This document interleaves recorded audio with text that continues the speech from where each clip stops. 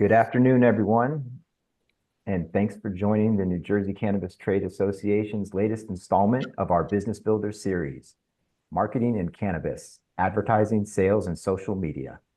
My name is Todd Johnson, and I am the Executive Director of the NJCTA.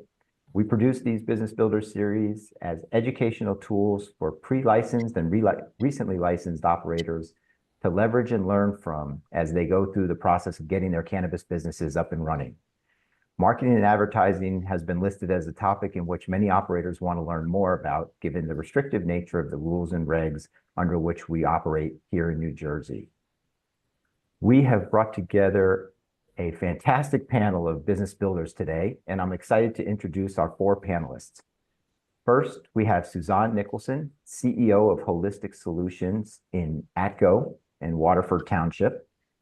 Next up, from Puffin in New Brunswick, we have Nathan Yanovich, CEO and Marketing Manager, Shelby Haven Epley. And last but certainly not least, Nicole Sirachi, Community Engagement Manager at Nova Farms in Woodbury. Thank you all for joining us. Before we having us. Thank you. Thank you. Absolutely. Before we jump into the Q&A, I'd like to have each of you give a minute or two of background on your business and careers. We'll start with Suzanne. So I would say that I spent 24 plus years in state government. I was New Jersey's first public employee who won a license. I pivoted in 2021 after accepting my license and unfortunately having to leave state government. From that, I then developed a medical cannabis company called Holistic Solutions. We were one of 30 that were licensed. We were the third to become operational in South Jersey. And we were the third to become operational in the rec market. We've been in existence now for 3 years. We're family owned, family run. We come from Jamaica. Everything we've learned about cannabis is really through our herbalist history of our mother. And we've really taken that and built a really strong sense of community and are happy to be a part of today's discussion. Thanks for joining us, Suzanne. Nicole, do you want to go next? Hi, everybody. Thanks for being here. My name's Nicole Sirachi. I work for Nova Farms now. I started in the industry about 5 years ago. I started as a bud tender and just worked my way up to being community engagement manager now. Some of my responsibilities include event planning, marketing, social media, and then also just working on the compliance side and making sure everything we're doing marketing wise is all compliant with the regulations and CRC and everything. So happy to be here. Thanks for having me, Todd. Thank you for joining. Shelby? Hi, Todd. I am marketing manager for Puffin. I'm fairly new to the industry, but my profession lies in social media. I have a bachelor's in communication, and that's where I've been and where I find my passion the most. And I'm finding a big passion in cannabis now too. Excellent. And Nathan? Hey, Todd. Hey, everyone. Thanks for being here. And I must say, Nicole, great to be on a panel with you. Suzanne, respect, respect, respect. I watched you as a part of a panel about 3 years ago, going through your struggle and amazing work. So congratulations. And I've been in wireless now for 30 years, 15 years of it. I've been retailing built hundreds of stores across the nation, fell in love with the plant back while I was living in LA shortly in 2016 when it first became what it was, recreational. And since then, we have been a part of entering the cannabis industry, and we love it. We love every minute of it and everything about it. Excellent. Really looking forward to hearing all of your experience and comments as we go through this Q&A. So we structured the panel as a Q&A. So I'll be asking questions of our panelists, and we'll go for about 45, 50 minutes, and we'll leave anywhere between 5 and 7 minutes at the end for Q&A. Audience members, you can submit Q&A questions into the chat at any point. We may be able to get to them earlier if they're relevant to questions or topics that are being discussed. Otherwise, we'll take your questions at the end. So first, would like to start off with Suzanne. Suzanne, you received your permit to open a medical dispensary on February 6th of 2023. So you just celebrated, not just celebrated, a couple months ago, celebrated your second anniversary. Congrats. Thank you. And you were approved to sell recreational cannabis in May of 2023, so almost exactly 2 years since you got that approval. From a marketing and advertising perspective, tell us what it was like to be one of the first 25 dispensaries open in New Jersey.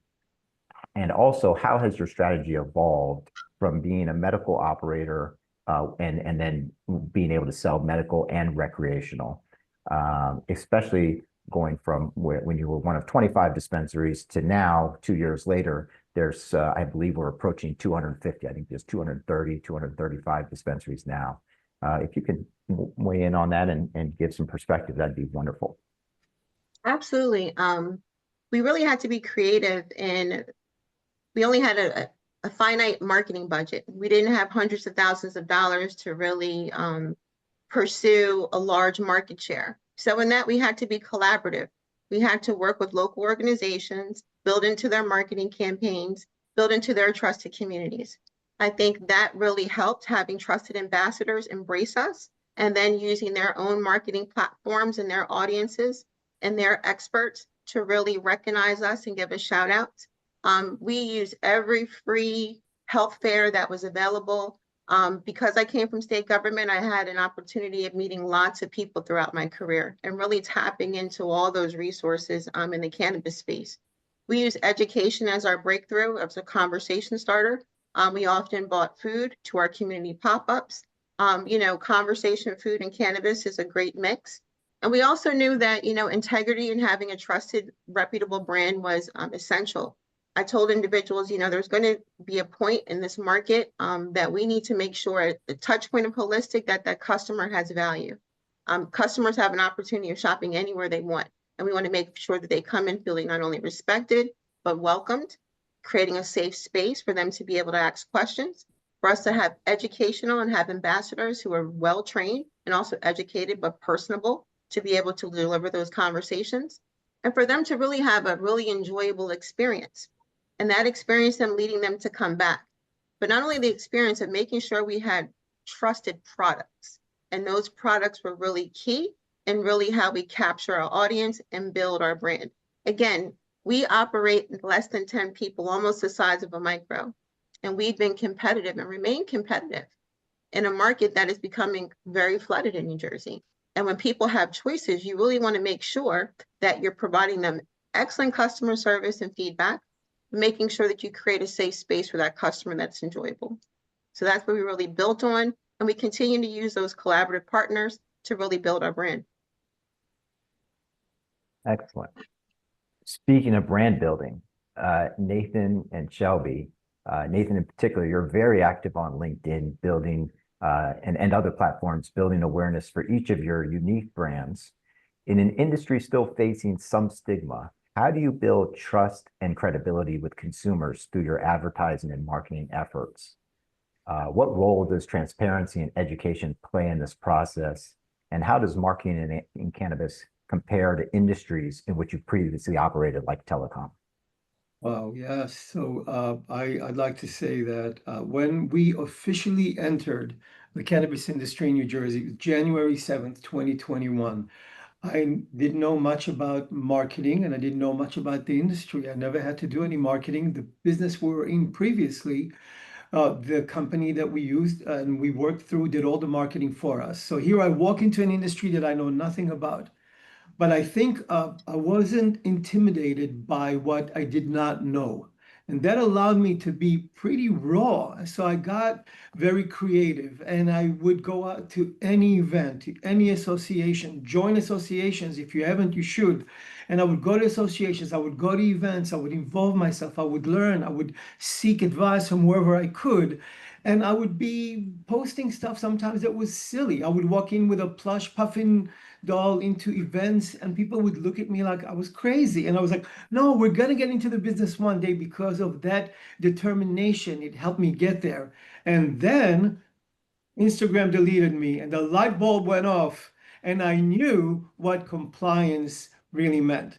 And that really was when we started really understanding this business and understanding how to educate and how to have people understand that, yes, you can come to a retail store in a safe environment and talk to someone who is knowledgeable and trained to be able to give you the advice and be able to purchase something that is lab tested, trackable, traceable, where you are safe walking out and going home and enjoying your product that you purchase. So it's been really a great learning curve for me and understanding from being raw to being super compliant and understanding what, I guess, safe marketing means for us today.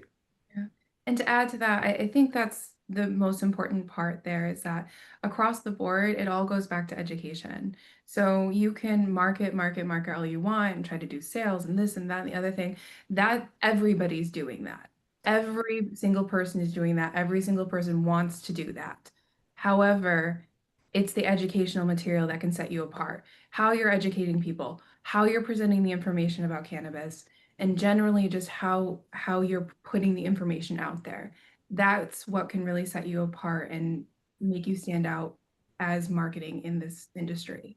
Although I also want to add, I think that marketing is a piece of the puzzle. We need research and we need education and then marketing. But it definitely is a big piece of the puzzle. And to answer the second part of the question on how it differs from our previous business, which was really we were master agents and retailers for T-Mobile. And it was really easy. I didn't have to lift a finger. T-Mobile was a huge company, they're a huge carrier. They drove customers into our stores themselves. We never had to do anything. So it made it very difficult in a way. And again, going back to not being afraid because I didn't know what I didn't know and I was raw about it. It actually, I think the lack of experience was in the end a huge strength and a part of our success here at Puffin. But huge vast, I mean, totally different businesses and industries that we've entered, and both are very different in how marketing. Fascinating. Thank you. And Nicole, Nova Farms is out of this call the only operator that has operations in multiple states. You all got started in Massachusetts, if I remember correctly, but you also have operations in Rhode Island, Connecticut, and Maine. How has it been building the Nova Farms brand as well as the product brand categories here in Jersey? And do you interact a lot with your cohorts, your colleagues that operate in the other states? And do you have people that tell you, oh, the experience here is just like the one that we had in Massachusetts? So tell us a little bit about branding and how you go across state borders in that respect. Oh, I think navigating between the different states has definitely been somewhat of a challenge, where in Massachusetts, some things like deals aren't even allowed. But in New Jersey, everybody has deals, like Shelby said. Everywhere you go, you're going to find a deal. So it was definitely eye-opening for them and the company as a whole, where in Massachusetts, they've been a little restricted. But now in Jersey, they actually got to open it up a little bit more. So, while Jerseyans are like, oh, we run into a lot of issues, Massachusetts definitely had run into those issues before, and that they've learned how to navigate through something that was way more regulated in Mass. And then, coming to Jersey, which is a little bit more lenient in my opinion. And Philly, PA has been a really huge place that we've been kind of targeting as well, especially with the 18 plus being able to market to. So that's been really great. But I think there were struggles, but we've overcome them. And like Nathan said, just getting through it. And just because we don't know it doesn't mean we can't learn it. So just navigating that and being able to push through, definitely. Got it. Great. And just for the background for the audience that may not be familiar with the rules and regs, when Nicole says 18 plus, in New Jersey, if you are planning on advertising through a approved channel, the CRC is going to ask for proof that at least 80% of the audience that will see your advertising is above 21. In Pennsylvania, because Pennsylvania is medical only, that age limit drops down to 18 years old and above. So it's a little bit more lenient in that respect.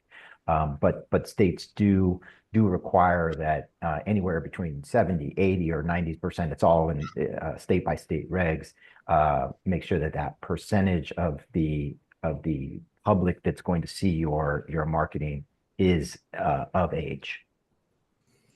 Great. All right, let's get to the next one. On customer acquisition and measuring marketing ROI, I think customer acquisition is an extremely important topic now that we do have 225, 230 dispensaries in the state. And as many of us who attended MG Unpacked 2 weeks ago now understand, there are many more cultivators, many more brands that are entering the market. It's a very exciting time in New Jersey for product categories and product differentiation. And for sure, brands as well as dispensaries need to market and advertise so that they get the awareness among consumers that they're searching for. This is to everyone. What key performance indicators do you track to measure the effectiveness of your advertising and marketing campaigns? What tools or strategies do you use for attribution and analysis? And have you faced or overcome any hurdles related to your marketing and advertising strategies? Let's start with Shelby. Do you want to start with this one? Sure. So I think some key components is, as a dispenser, you're always wanting to target the local community and what's around you. So some things that I really look at is how my SEO is performing, and how the key search words in my area, like dispensary near me, or dispensary for us specifically, dispensary near New Brunswick. That's a big thing. And seeing what placement I'm placing on Google, on Bing, on basically all the search engines. So if I'm placing like number 2, number 3, even number 1, I'm very happy. If you're placing lower than that, your website, your social media, things across the board need some work to show who you are to the outside world. So those are some key components that I think are really important to look at. Because obviously before somebody comes to a dispenser, they're going to your website. Even if you don't think they're going to your website, they're going to your website. That's the biggest thing in the cannabis industry I've noticed, is that no matter what the traffic is, they're visiting your website. So that's the main place that you need to start. Great. And that is considered organic search versus paid search, correct? Yes. Okay. Unfortunately, one of the frustrating parts about the cannabis industry, to address your second question, is that most places do not allow paid advertisement online. That's Google, that's Facebook, that's anything to do with Meta. There's no paid advertisement. And then if you do by chance get a chance to, like Nathan can speak to, you can boost your posts on Instagram and stuff. They may let it go through because we know all companies like the income, but you may get flagged or different things like that. So it's a hard industry to advertise, but there's definitely good ways to do it, like the SEO and stuff like that. For some reason, we were bounced from Instagram in November, in December, 4 times in January, and Wow. 1 time in February. And then when we started once again, and we started boosting. It just seems to be okay. Not to jinx it. Interesting. Yeah. And when you say you got booted, did you get booted and then they let you back, or did you get booted and you had to start a whole new Start all Instagram over. handle? Every All- time I have to restart. Yeah, all over again. Brand new You get to handle. a couple of thousand customers and you get deleted again and you start all over again. But then in January, in February, we were deleted the same day, one post, nothing to do with anything, not relevant to even to cannabis, but one post. And I guess we're kind of by association, shadow banning and whatever it is, it just kept going, where we just gave up for a few months and just recently restarted again when Shelby joined us. And fortunately, we got our original Instagram back. And the one thing I can say to speak to this, because Meta across the board is a very, very fickle platform, as we all know. But the big thing I can say for all the marketing managers, anybody who's doing marketing or social media, check your account statuses. Check it daily. Make sure that you're hitting those marks. Make sure that there's no flags. Because if you're checking it and you're removing posts or changing your comments and changing your edits and your descriptions and all that kind of stuff to meet those standards, you're not going to get taken down. But if you're just going about posting whatever you want and not checking your account status, that's when we run into a lot of issues. Yep. That kind I of was like- going to actually say that too, account status. Always check the account status. Yeah. And Nicole, I know you've run into issues at Nova with IG and the such. Do you want to share some of your experience with that? Yeah, for sure. Nova in November of 2024, we ended up getting taken down because they assumed that we were selling animals because we were doing a bring your pet to the store day. Oh, And wow. just miscommunication between it all. And Meta tried to let us get our account back for was thought it was 14,000, thought it was 4,000, but it was actually $8,000 they had asked for. And from that point, we were only at 3,000 followers, so we just decided to start over. And then constantly checking that account status, like Shelby said, and making sure that anything that if it did get flagged, we're requesting review for it and making adjustments, making changes to the caption, or just deleting it flat out. Because sometimes some things just won't get reviewed, and if they review it and find that it's rejected still, then they'll like flag your account further. So just navigating between that and like Shelby said, always checking the account status and never putting dollar signs is what I've learned. Absolutely. I think making sure like who tags you, who you share collaborations with for some of our earlier mistakes, having people who didn't have the same level of discernment of integrity for our page. And if you collaborate and tag them with you, it's sometimes association by default. So we're really a lot more measured and do a lot more research on any collaboration and ad posts that we do, because simple things like that could have a negative impact to us. So again, making sure you're checking your SEO. Yep. Return of investment, I think it's important. We haven't seen any real ROI with measured media because of those, but we are looking into radio. I think that that's something that's really been untapped. And as I talked to you the other day, Todd, I think that that's a new horizon that is available to our market, and opportunities that Holistic are looking at. So that's whether we do a podcast, appearing on a radio show. Right now it's educational only, and I think that that's what our built community is. Education, being able to ask questions, showing up and doing a 5-minute segment on something that we believe is important and we want to relay, whether it's on a federal policy, state level, and also on a community research, because again, clinical registrants are a huge part of the New Jersey program coming forward. And with pharmaceutical and cannabis commingling, I think that there's so many not only marketing opportunities for stores like ourselves and business entrepreneurs, and just utilizing those platforms. Thank you I for would bringing say up. a lot. Sorry. Go right ahead, Nicole. I would say a lot, like the ROI too is like a word of mouth kind of thing where, we have the billboard on the Walt Whitman Bridge, and a lot of the time, oh, hey, how'd you hear about Nova Farms? What brought you here? And it's, oh, well, I was just driving in the Jersey and I saw your billboard. So a lot of it was that word of mouth, and then sharing it with a friend. And, I went here and it was really great. You should try it out. That's like a big thing too for tracking our ROI, just that word of mouth. Great. And Suzanne, thanks for bringing up the radio. So Jersey does have very specific rules and regs around advertising.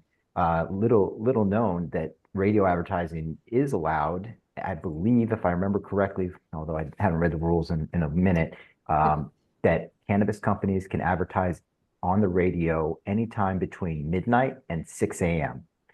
And that again is to make sure that the advertisements are not getting in front of minors or anybody under the age of 21.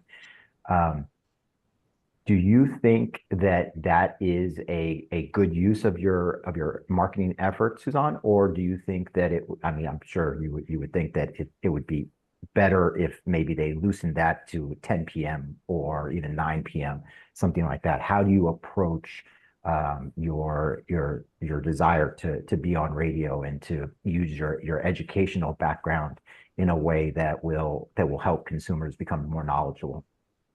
So again, coming from state government, understanding that people work all hours. I'm coming from 24-hour facilities, a lot of people on different shift work. A lot of people work in nursing and first responders, 10 to 14-hour shifts.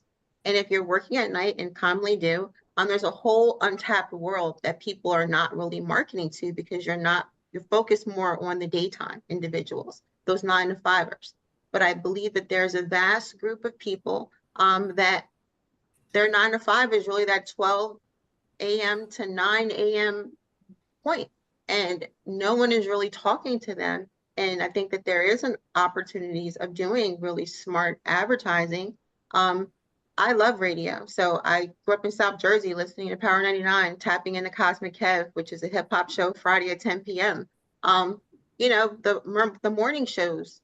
I'm an avid, if anyone knew me on New Jersey politics, I always called into 101.5, lending my opinion. So again, radio is a really interesting platform that I think we need to look at as entrepreneurs in this state. We did have a question come in from the chat that is relevant to this question. Do you think it's helpful to use a disclosure when posting on social media?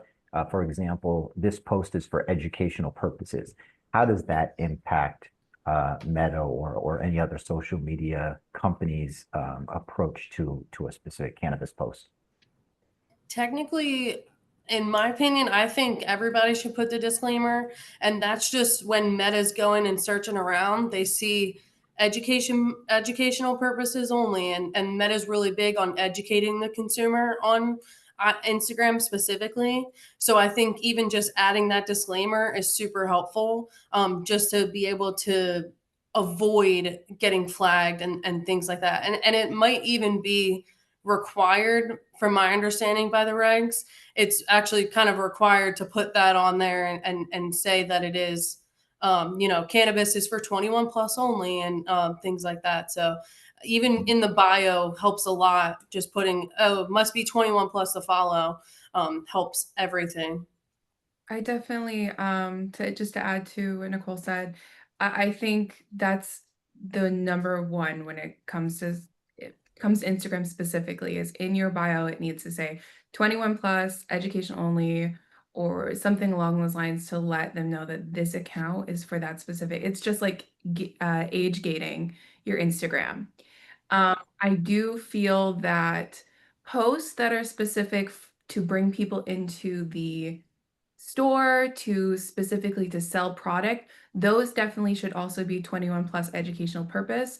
But if you're posting like a Happy Mother's Day post, try not to ask for trouble when you don't want it, because that's technically not going against any rules or regulations. You're just wishing everybody Happy Mother's Day. So I think there has to be like an even mix of the two. Yeah. Yeah. And just to add, on posts, even for advertising something that you might want to put out as a deal, never say it's a deal. You could post the brand. You should have a link to your website in that post that individuals can naturally go and explore that opportunity. But if you put a price, if you put a deal, if you put a sale, we assure you, you're going to get shadow banned. And Yes. again, many companies, and you hear what Nova said, they're very competitive, but they chose not to pay the $8,000 fee requested by Instagram because they didn't think that that was a smart return of their investment. So when other companies who may be a little smaller and get shadow banned, you really have to be cognizant on what you're putting out. That disclaimer is regulatory mandated. It's essential. And you also have to add nothing here for sale. And that has to be something that you constantly have to keep updating along with the Instagram plugins, because those plugins and updates, if you're not speaking the new plugin update language, they're not going to be boosting your page. People aren't, you're going to fall lower in the ratings. So you need to have someone very talented like Shelby, a part of your team, who really has that sophistication of having that education piece, of being, up to date on that stuff. Because the CEOs is someone running the company, that's not my area of expertise. But Melissa and Joe, who help with our marketing, that's their sweet spot. So that's how they educate me in making sure that we remain compliant. I also say don't promote the store or like cannabis in general. Just promote the safe use of cannabis. Promote that, you know, it's a safe thing and it's new to everybody. Promote that, you know, it's an option and it's out there, and promoting that rather than, you know, promoting directly to something specific, because then something specific leads to that shadow banning, like Suzanne had said. Earlier in the conversations, we had talked about, you know, Nathan, he's been really amazing on social media and been able to really get the name out there of Puffin and himself and Indigo and everything. So I think one thing that the brands do really well is we do podcasts. And these podcasts are educational, talking about the brands that are up and coming or are big in the industry, podcasts where we're introducing new products or just different things like that. It's never about the sale themselves. It's about the products and the things that we're introducing into the market. So, and generally podcasts and videos like that, they do very well on Instagram and Meta because people like to watch them. So I think taking an approach from that and doing all the other stuff that we mentioned is a surefire way to be able to advertise your brand, bring people in while also staying with all regulatory. Yes, I agree. And it's not just about promoting the product, but also the people that come with the Yes. product. Last week we had Kate Miller from Miss Grass, and that's a person that, you know, has done tremendous, especially for women in cannabis. So we felt really good to have Kate in the studio and other people who have come in that are new to the industry. It's great to have independent growers, independent manufacturers who are finally getting in, finally making it, struggling, but I know they're going through it. It's great to have them in the studio. It's great to introduce them. Their stories are amazing. Every one of us has a kind of story, especially people like Suzanne, great, unique stories of how people got into this industry. So it really has a lot of exposure out there once you do that.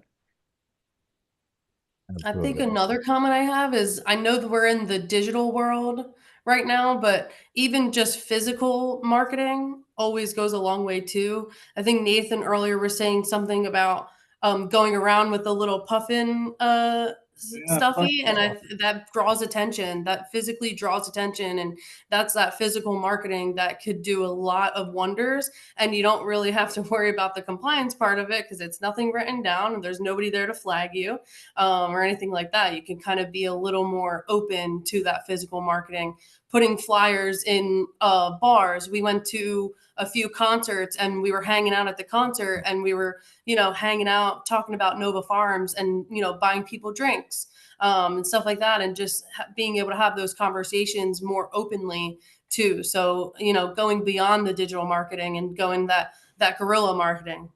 That guerrilla marketing is so important. People today, Right.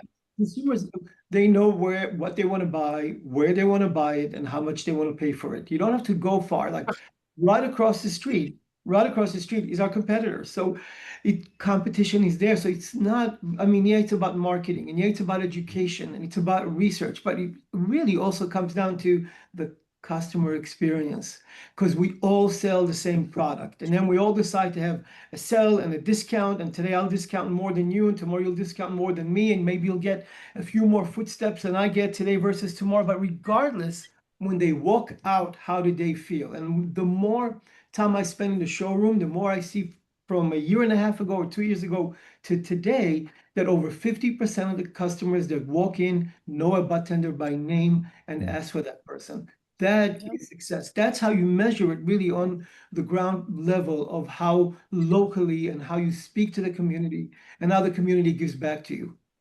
Yeah. Absolutely. And that The business to customer. business is also important. Go to your local business, show up if you're promoting something, you know, be personable, show up yourself, have that flyer. It really goes a long way to other business entrepreneurs of really making business connections.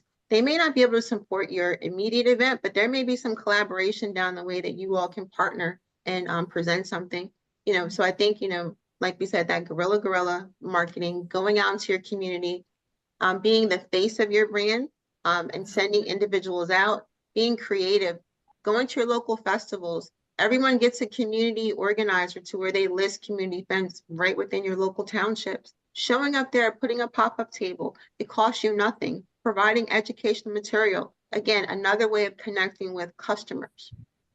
Yeah. And not just cannabis events either. You can go to events that are music events and you know, even the alcohol, the beer fest down in Ventnor City, things like that are also kind of like your best friend where they're probably interested in cannabis, but they haven't really gotten into it. So expanding past that market and being able to hit those things. I want to give a huge shout out to the Chamber of Commerce in Southern New Jersey. They've been a huge help with building connections for Nova Farms and being able to meet people outside of the cannabis realm who want to potentially work with cannabis industry members too. So the chamber has been a super huge like platform for us to be able to talk through and meet and build those connections too. So past cannabis. Well, you made really great point because we did the same thing for the Downtown Alliance here in New Brunswick. We needed their help, their advice, and understanding what we could do. And you know, in the end of the day, our street closes in a couple of weeks for 3 months, and it's Yeah. great because there's no car traffic; it's just foot traffic. So we pay for our block to close it.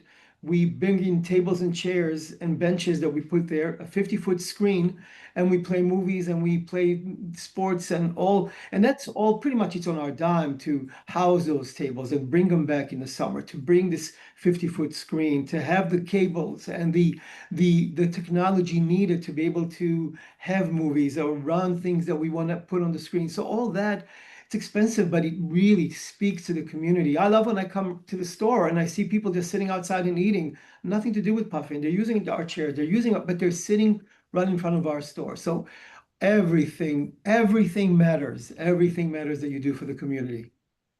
Sounds like a vibe up there. I might have Yeah. to come visit. We have a It's full pumpkin vibe. list, a full list Yeah. of events this summer, so you'll Yeah. definitely have to come by. I would love to. Excellent. I love the creativity. I think, you know, creativity is the name of the game when you're restricted in many different channels that normal advertising takes place, television, like we said, radio. And it really sounds like this group has thought long and hard about how to reach the target demographics in creative ways. So love the way this conversation is going. Let's talk about Jersey specific versus some of the other neighboring states and what the rules and regs are. What are the differences in New Jersey's marketing rules and regs from our neighbors like Pennsylvania, New York, Massachusetts? And would we benefit from anything that they are currently doing? I know we mentioned billboards in Pennsylvania, that billboards are not currently allowed at all in New Jersey. I personally have been to one of the farmers markets that was set up by an operator in New York, and that was a fantastic, fun event outdoors. This was, I think, last summer. It was a great time, and they even had a way that you could place an order for delivery, and it allowed delivery to the farmers market. I know here in New Jersey, at the current time, delivery has to be to a residence. So I think that, you know, there's benefits to potentially relaxing those laws to be able to meet your consumer wherever they are, as long as they're over 21. I don't see a reason why we should limit that. But what are other helpful tools that we would like to see implemented in New Jersey? And also, how has the CRC been to work with when you needed to get clarification or approval for any of your creative and outside the box campaigns, such as home mailers, email, text marketing, et cetera?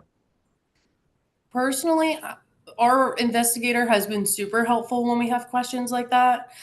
I pretty much have the guy on speed dial at this point. We're talking like once a week probably, and just, you know, shooting out those ideas and letting him know the ideas that we have and him letting us know, well, you know, per this reg and things like that. I wouldn't do it or I would do it. I think it's definitely super helpful. I would love, like how we said in PA, Pennsylvania, they have the 18 plus rule. I would really love to adopt that here. And that really just brings up how a lot of the universities now are bringing a lot of the cannabis education in. And those same people who were actually learning about it in university, they're not really even able to use it recreationally, but they're learning about it every day. So being able to open it up to 18 plus would definitely open in a whole other group of people to be able to educate and give them that info too. So I think adopting the 18 plus rule would be pretty cool too. And I think also, coming from a community perspective, I get asked to support community teams all the time. Sponsor the local softball team, provide booster money toward the football team, help with revitalization of our local park. I would love to have a banner, and I've been asked to say Holistic Solutions, how can we support? We'd love to have your partnership. But we are not able to support local community groups like that, which I think should be allowable. I think that there's a huge disconnect there. We are not promoting cannabis to children, but if that youth team is looking to get to Tampa because they got into like the finals and they're coming and asking us as a community business to support, we should have the ability of supporting those projects. We've gotten involved in the local fishing derbies, again, tapping into another community that is just not on the beaten path. Cannabis, fishing go together.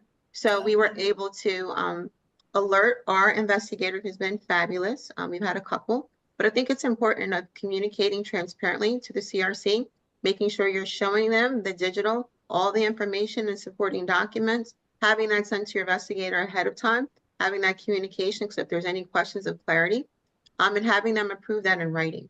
I think it's essential, having a written approval in writing, in an email. In writing specifically. Exactly. Not a conversation that things are okay, but having them follow up and saying yes. Because for direct mailers that we use all the time, and I don't know for any other group, it's an expensive process. It's normally anywhere between a $5,000 to $10,000 spend for some really key strategic marketing. And what you don't want to do is have that spend and have no return of investment, meaning that when your marketing goes out, there's no home addresses. So you've paid for a service, but you're not really able to identify who those customers are. So lesson 101, when you're vetting someone, that should be a given. They should be able to provide you their customer list. They should be able to do the research and data analytics to ensure that they're compliant. That comes from the service provider, because all that information you're going to need to provide to legal and the CRC.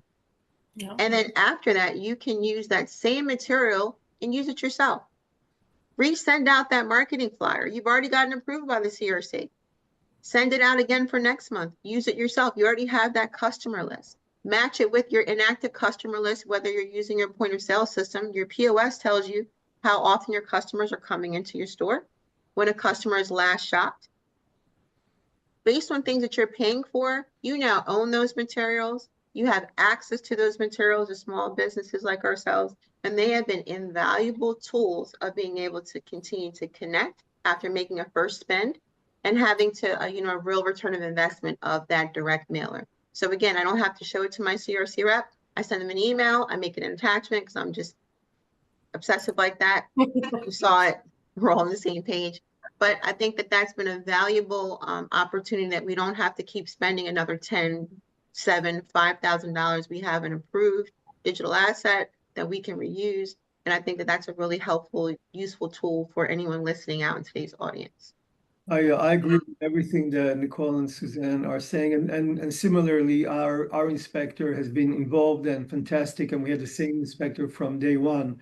I'm not complaining about the CRC. I think they did it right. I think right now, beggars can be choosers. We take what we can. We advertise however we are able to and stay as compliant as we can. I look at other states like Massachusetts. When I first started going out there and I went to Meta, the first dispensary that opened, and things were amazing. And I stood online for 4 hours just to experience it. And then as you go back a year later and 2 years later, they're restricted, but then they got billboards. And I think it's all coming our way. And I think the CRC is probably going to time it where when we really need it, we'll finally be able to have more advertising. But generally speaking, we need more. We need a lot more to be able to go out there and use the marketing and advertising to really educate as much as we can. I think there's something that we do have. The CRC really created their own first billboard. I don't know if any of you saw it coming into Atlantic City, but there was a great billboard that they put up that there was an educational piece about safe use of cannabis. I would be very interested in getting some of their marketing data statistics on how that billboard did for them. Because again, it was a wonderful placement as you're going into the city. And I think that they were successful. And honestly, their billboard would look like many of our billboards. We don't have a price. There's no sale on our billboard. So again, we thank the CRC for its origination of taking a step and putting up a billboard.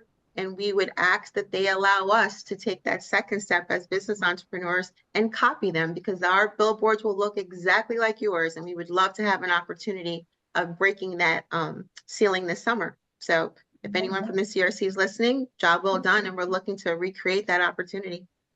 Love it. Love it. We have a question about CRC and their guidance. Has the CRC given any official guidance on cabling at community events? Is a dispensary just being present considered advertising? Or can we use the argument that any pamphlets or swag we're giving out to people will be screened to make sure that they are 21? So interesting. That came up with 420. There was regulations that the CRC put out, and we tap back in. Technically, you're not allowed to sell an image that's produced with the cannabis leaf on it or anything of an image such as that. It is a violation of the regulations. And again, speak to your investigators, show them those products. You can have a table, but you can't have anything there for sale. So we don't bring anything that is consumable. So we don't bring anything THC. So we would have empty packaging, things of such. We don't provide samples. That's not allowed. Nothing infused can be sold. So again, it's all educational material with empty packaging that describes the things that you have in your store, but you can't actually even bring your own product out to your store and put it on the table, because that would be a huge violation. We have our show coming up here in a couple of days on Thursday, and we are doing exactly what Suzanne just said. We're just putting our table out there, but obviously we follow the rules. You know, and to add to that, there's unique ways you can kind of do that, like kickback cards. We all love kickback cards. We love our branding. So like we have the puffin here. So anything that we hand out has the puffin on it. We made scratch-off cards. We made scratch-off They work cards. well. Everybody wins something. That's So cool. a lot of really great things that play into good marketing while also following all the rules and regulations. You know, people get to go home with something fun, like a car magnet or enamel pin or something like that with the puffin on it. So it looks good, and it doesn't look what it is, but it still has our website on there, so they can go back and visit us and know that we're here and to come take a look at what we have. Like I said, it all goes back to that website. Something I also do for Nova Farms, especially with those events, is talking to the event coordinator and seeing if they can guarantee that 80% or more is at 21 plus.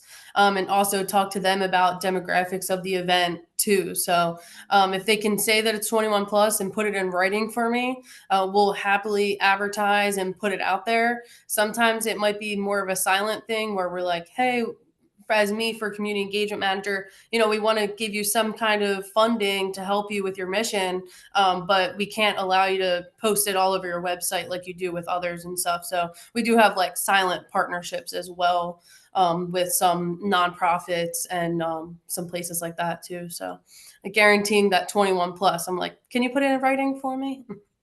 And also the vans. I know Nova Farms and Holistic, we had digital vans early on. And I know we all had our own conversation with the CRC about those, but I think that that would be a lovely opportunity of being able to go to a concert, set up a digital van that has, again, nothing for sale. It just has identifying information of where we are. We see those vans at venues throughout, whether it's a concert series, a wine event, any local event, a book clubbers event. You know, we used it for our community event. It's Waterford on Nights. So we weren't able to do a pop-up table, but we used the digital van, and it only said Holistic Solutions and it had our address. The community loved it. It was a great visual. It was touchscreen. The kids enjoyed it. And again, we were able to show data that most of the people that came to Waterford on Nights were 18, 21 over, that met the compliance.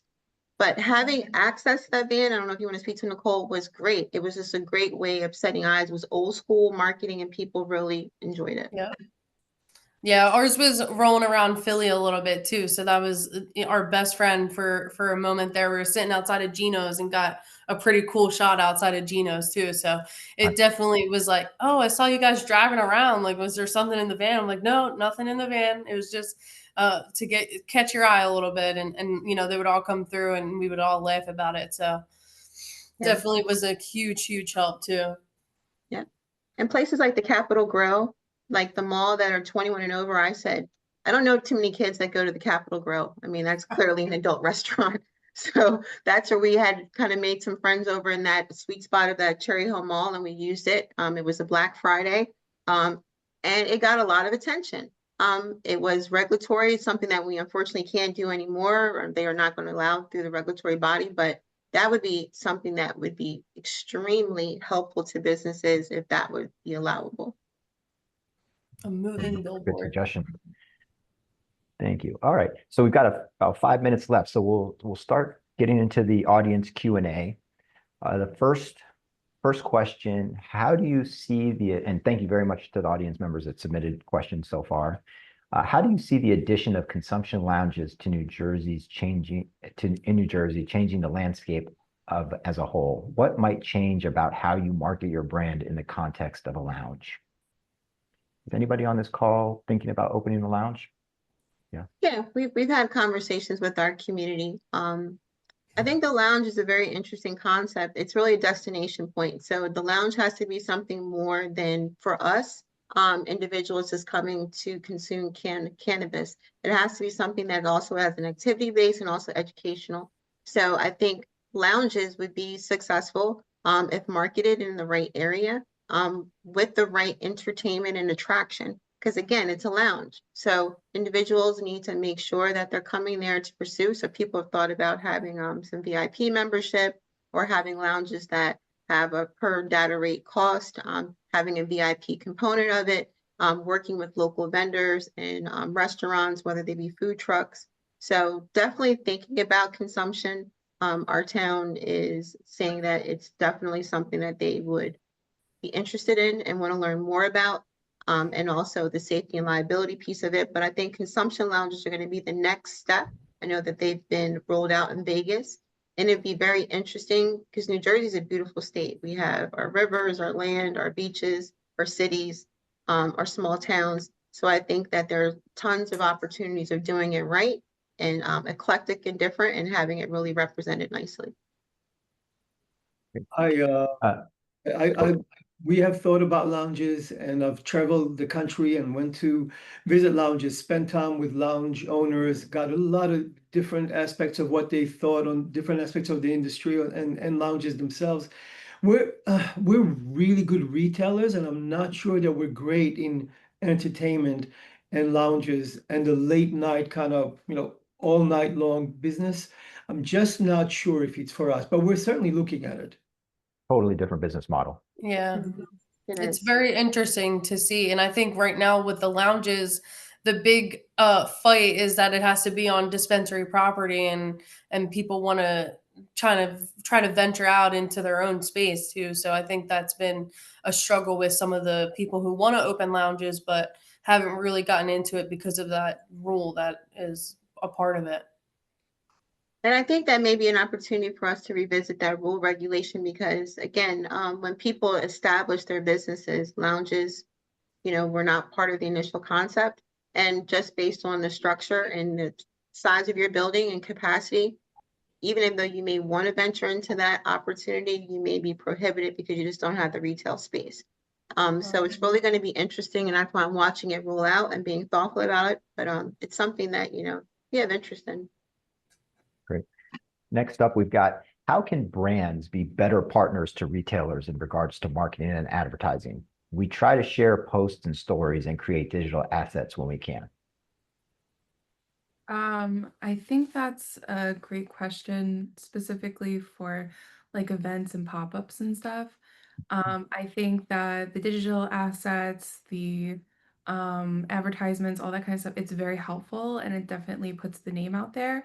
But I think like when it comes to brands, being present at the store, partnering, we have a lot of opportunities for brands to partner with us this summer with events and stuff, and just doing things that get the community excited. I think a lot of our conversations today have been about the community.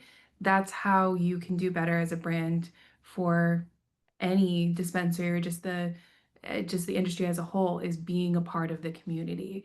It's fine for people to recognize your brand and see your brand and be like, oh, I like them and stuff. But if they recognize you as a local source, as being a part of the community, I think that speaks a lot to your brand and how well you're going to do. So true. I walk down the street with my partner Alejandro, and every person shakes his hand. Now, amazing, like how he owns it. He owns it. And that is a huge difference. If you're there, if you are a part of the business, if you really do spend the time, it makes a huge difference. If you think you're just going to open it and run it remotely, not for you. Exactly. You may see me 100%. doing a delivery. Most of the time, I'm in a sweatshirt and a cap hat at the register, or in the back.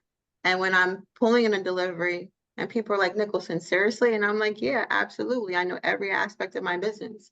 I was just like, because it's essential. So, when we are short-staffed, I might hop on the register often more than not, on the sales floor. And then we're vibing with the customers. And at the end, the customer is like, are you the owner? And I'm like, yeah. And they're like, that's super cool. Like, I see you here all the time. Yes, this is how we build community.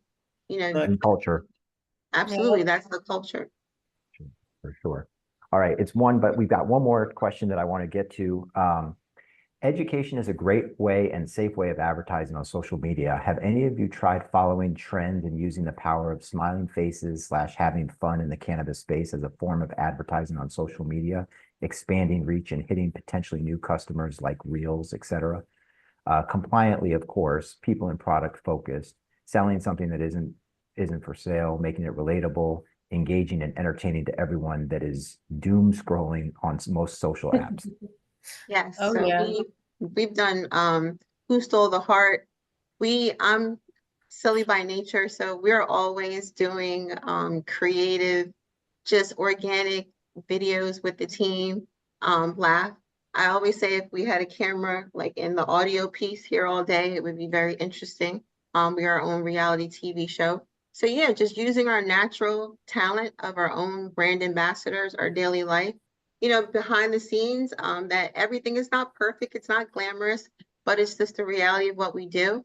And then having a smile to it, I definitely think goes a long way, showing a different side of you as a business owner or a different team member, and making sure that, cannabis should be enjoyable. You should have that smile. It should have that welcome. It should have that good vibe. Like we say, you should feel irie, that one love type movement.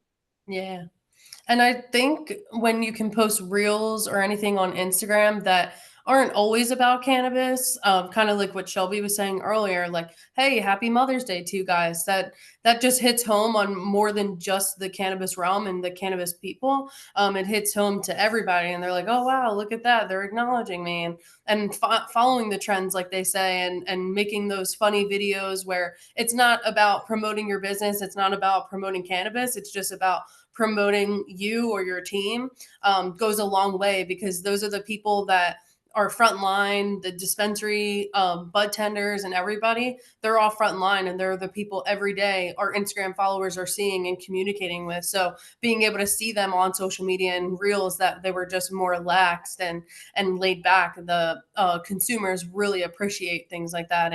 And seeing, kind of like Suzanne said, we're people too, and just because we work in cannabis doesn't mean that we're not also those guys, but showing them, we're all the same, and we use cannabis all in different ways. So definitely following the trends, I think, is a huge thing on Instagram. I agree. Adding to that, I challenge anyone who has any sort of social media to actually look at your engagement and look at your views. I guarantee that something like, for us, that something like your employee of the month, or like something like a conversation with the employees, or just seeing how busy the store is, I guarantee that those have more views and more engagement than any of your other posts. Just Yep. That's very greetings. interesting.